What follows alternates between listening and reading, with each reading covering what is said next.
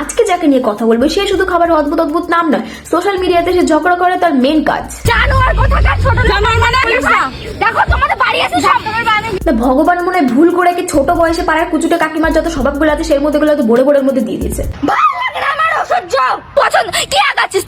জানোয়ার কোথাকার, একদম অসহ্য।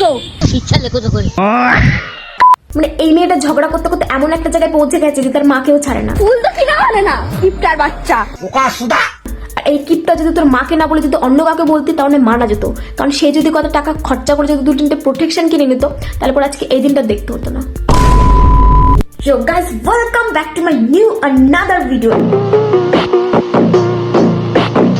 হ্যাঁ লাউড়া শাড়ি পরছি। কি লাউড়া শাড়ি পরছি। মানে এত ছোট বয়সেই লাউড়া শরবত খাওয়া শুরু করে দিয়েছো, তাহলে অ্যাডাল্ট হওয়ার পর কি শরবত খাবে সেটা দেখার অপেক্ষায় আছি। কোথায় যাচ্ছিস? বাল ছিঁড়তে যাচ্ছে। মানে এইসব ড্রেস পরতে বাল ছিঁড়তেই যায়। মানে ছোটবেলায় আমি এইসব প্রবলেম গুলো অনেক সলভ করেছি। এবার কাকিমা গুলো কাঁধে ব্যাগ থাকবে, স্কুল ড্রেস থাকবে, তাও জিজ্ঞাসা করবে কোথায় যাচ্ছিস। স্কুলে যাচ্ছিস? কি করতে? আজ আমি আবার হঠাৎ করে স্কুলে যাচ্ছি। হ্যাঁ, তোমার হঠাৎ করে স্কুলে যাওয়ার কথাটা শুনে আমরা কি অবাক হবো না? কারণ আমরা জানি তুমি স্কুলে যাও না। বেশ অনেকগুলো দিন হয়ে গেল স্কুলে যাওয়া হয় না, তাই। হ্যাঁ, তুমি স্কুলে কম যাও সেটা আমি বুঝতে পারছি, কারণ এর পেছনে যে অনেক বড় রহস্য আছে, অনেক বড় কারণ আছে। কারণ বলতে খুব মজবুরি আছে। মজবুরিটা হচ্ছে একটা মেয়ে হয়ে রাস্তার মাঝখানে গিয়ে ডাব বিক্রি করা কিন্তু সাধারণ কাজ না।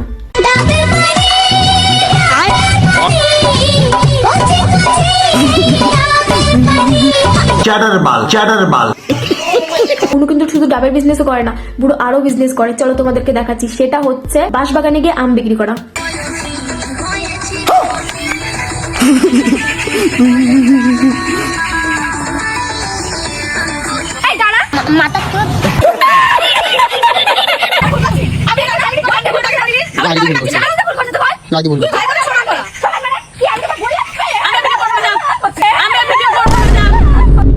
ওই পিছনে বাঁশবাগান গুলো দেখতে পাচ্ছ, এই বাঁশবাগানের মধ্যে কিছু কিছু কুঞ্চি গুলো নিয়ে যদি বাড়ির লোকের কাছে দেওয়া হতো, বাড়ির লোকের কাছে দিয়ে যদি বলতো একটু প্যাদানি দাও, প্যাদানি যদি একটু ঠিক করে দেওয়া যেত। কিন্তু জানি ওই প্যাদানি দিয়েও কোনো কিছু ঠিক হবে না, কারণ ওর মাথার মধ্যে ঘিলু থেকে ঘিলু নেই, সব রাইস হয়ে গেছে। শুধু রাইস না,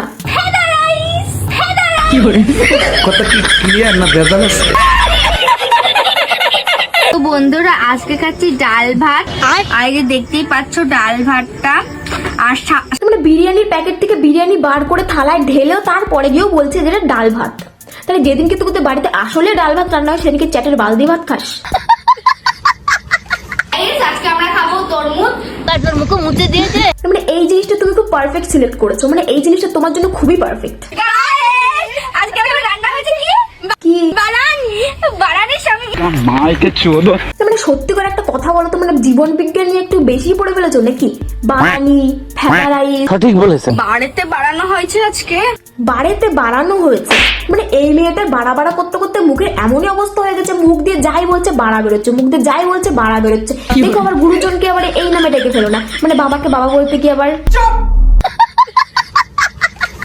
কি এটা?